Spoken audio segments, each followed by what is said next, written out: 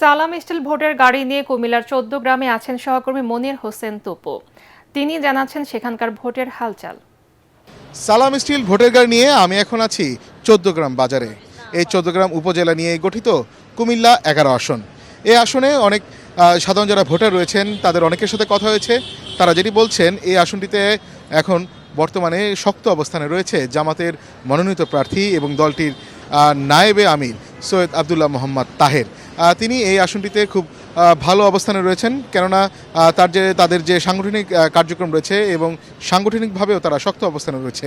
ভূমিকম্প সহনীয় most durable দেশের প্রথম থার্মেক্স রড সালাম স্টিল। সালাম স্টিল বোঝে ডিউরেবিলিটি। সালাম স্টিল মোস্ট ডিউরেবল স্টিল।